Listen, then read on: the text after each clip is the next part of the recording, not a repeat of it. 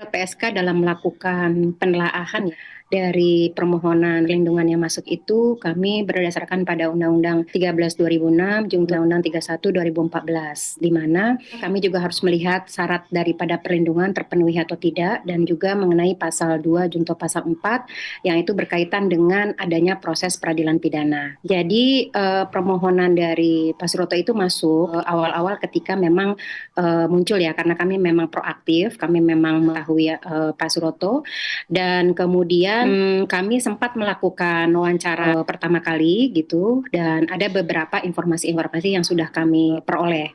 Pada saat itu memang Pak Suroto belum mengajukan permohonan perlindungan, itu di wawancara pertama. Kemudian setelah itu bergulir, selanjutnya Pak Suroto mengajukan perlindungan dan kami kembali melakukan wawancara yang kedua. Nah, pada saat kami melakukan wawancara kedua, memang permohonan itu masuk pada saat Polda itu sudah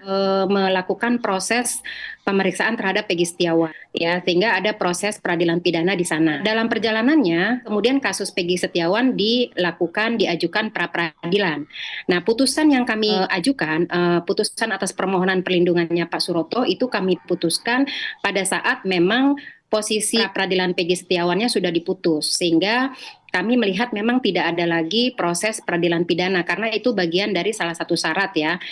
di mana perlindungan saksi dan korban diberikan dengan status saksi, yaitu dalam proses peradilan pidana. Karena melihat proses pra peradilannya juga sudah tidak ada gitu ya, sehingga kami memandang bahwa proses syarat daripada pasal 4 junto pasal syarat daripada pasal 2 junto pasal 4 itu maka belum masuk dalam kategori perlindungan permohonan untuk Pak Suroto.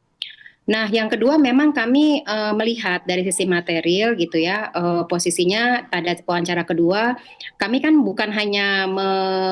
bukan saja menelaah dari wawancara, tetapi kami juga menelaah dari putusan pengadilan yang memang kami melihat bahwa kasus ini sebenarnya sudah ada proses penegakan hukum di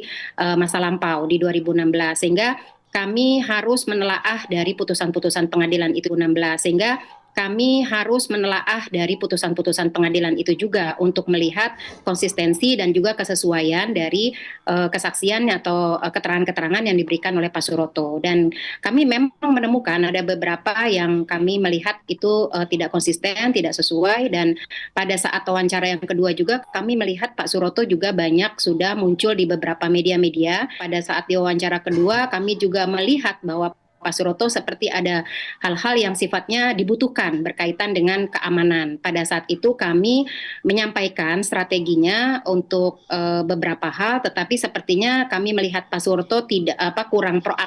kurang kooperatif ya, kurang kerjasamanya, sehingga kami melihat sepertinya Pak Suroto melakukan sesuatu sesuai dengan keinginannya. Nah, dari pertimbangan-pertimbangan material tersebut dan juga formil, maka kami kemudian mengambil keputusan untuk menolak permohonan perlindungan yang diajukan oleh Bapak Suroto.